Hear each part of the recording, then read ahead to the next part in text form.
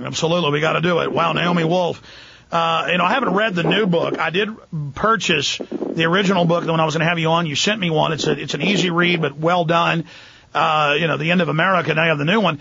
Just 2 weeks ago, Rick Linklater's been out of the country making a movie about, I think it's H.G. Wells. The point is he's been in England for a year. He was back about 6 months ago for a birthday party, and I was out at his house, out at his ranch. But it came in the mail, your book, The End of America, a little nice note from him. And, of course, Rick's a patriot, knows 9/11's an inside job. But the point is that your book and your material is really getting out to people because he bought that book in England and then mailed it to me. I think he's in the Isle of Man finishing up the movie. It's H.G. something. Is it H.G. Is it Orson Welles or H.G. Wells? I don't remember. I have to pull the article up. But the point is that your book is really getting out there. Jared in Florida, you're on the air with Naomi Wolf and Chris Richard, Tweedledee, and then Summer. Go ahead, Jared. You're on the air. Hey, what's going on, Alex? Good. Hey, I just want to say I'm a Prison Planet subscriber. I've been listening to you for about 6 months. And before I started listening to you, I used to hate my country. We do all this crappy stuff. But, I mean, you totally turned it around. Now you know it's a criminal military-industrial complex that has subdued us through high-tech propaganda. Now their propaganda isn't working, so they're moving in with physical control. See, and then we don't get the guilt of the wars and the evil because we don't deserve all that guilt. I mean, we deserve the fact that we were slovenly and let this happen, but people need to see the evil so they have a choice to really sign on to it or not. Exactly. I've never been fully blind to it. My parents always knew about the Iran stuff in 1950. I've never been too blind to it, but it's like your videos have definitely made it like definitive. I can actually tell people, hey, this is mainstream news. Don't you guys see this? And I burn all your DVDs. I send it out. It's great, man. But one thing I wanted to ask you, I remember a couple months ago you were covering about how hard it is to transfer your wealth to other countries. Do you think when the crap hits the fan, it's going to be hard just to get out of the country? I mean, I'm a dual citizen with New Zealand. And if it really happens, I plan on getting out of here. All right, here's the deal. That's what the watch list, now over 1 million people, is, which you can never get off of. And the news acts like it's just idiots up there, and that's why it's that way. It's always, we don't know how to run things, but it's all their political enemies. Yes, the New World Order, the OECD, the International Bank of Settlements, that's about internationally having the same rules, the same computer databases, the same systems, which they use the war on terror to integrate as their cover, to where now if you want to go fishing 12 miles off the coast, they're trying to make you have a passport down in Port Aransas or Galveston to go fishing. They now have a North American ID card for people to travel. They're now admitting that face scanning cameras have been up for 10 years, are tracking everybody everywhere we go. They're scanning our license plates everywhere we go. Pentagon design. I saw it in Pentagon documents 10 years ago. Now it's mainstream news going, yeah, you're tracked everywhere you go. And that's how they get the face recognition, not just from getting your digital photo of the driver's license facility. It's really federalized. Not with real ID. It was done in 93 with executive order. It was international ID. We have a world ID as of 2000 under World Treaty. They're just not telling us about real ID in 2008. But there's so many facets to all this, and I want to get to other calls, but we already have a world ID that's over most nations. They're mopping up the few final rogue nations. And then the real work of eugenics against free humanity can begin. The one-child policy worldwide, the population reduction, the true horrors are to come. This is just a clamping down the last bastions of freedom and liberty right now. But there is resistance to it. Yes, here's what happened. The elite, changed the bankruptcy rules so small people have trouble declaring bankruptcy.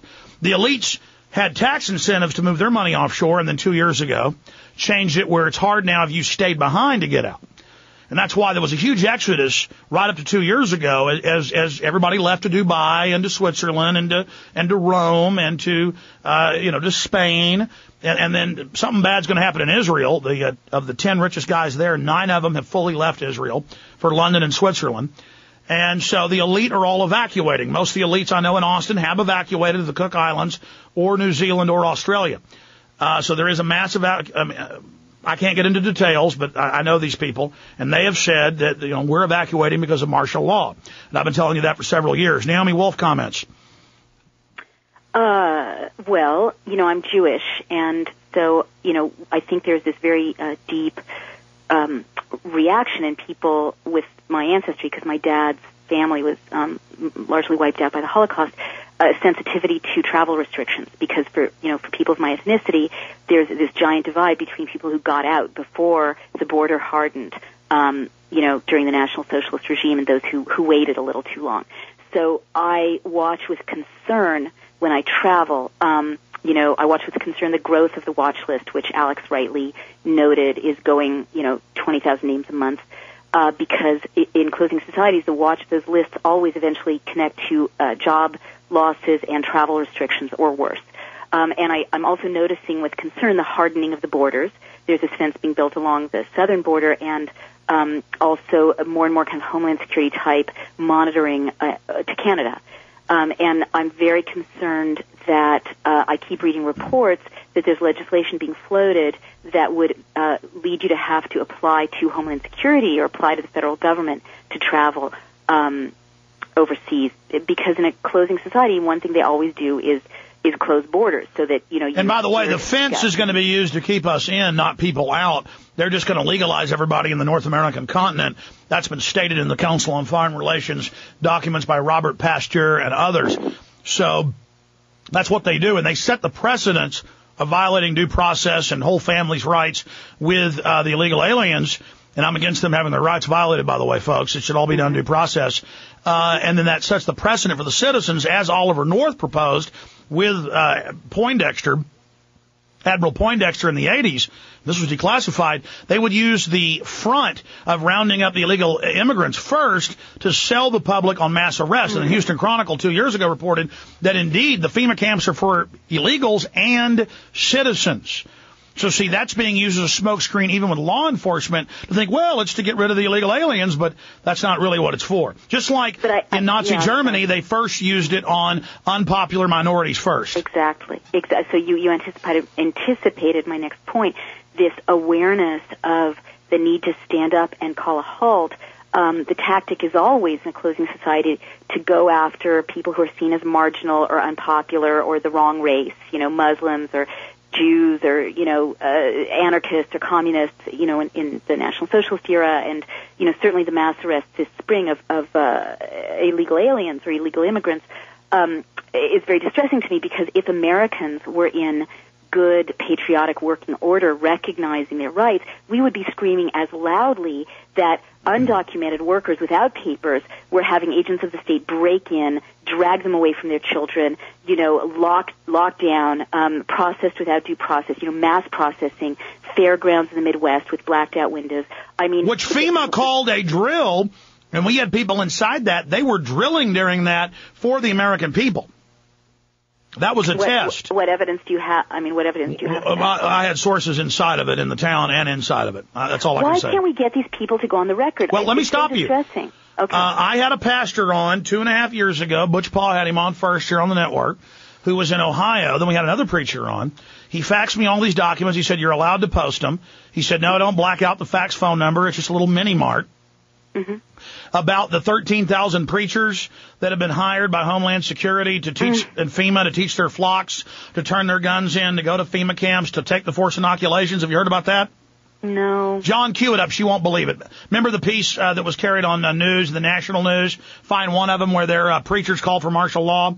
And then a year after that happened, it was in some national and local news. But by then it was 26,000 preachers. They doubled the number. It's called clergy response teams, which is the same thing Hitler did. God. But it's secret. Now, 1 week after he came on my show, and we posted the documents, the FBI went to the mini-mart, demanded and interrogated them, and asked them who was in here that day, who sent these faxes. It was over 100 pages.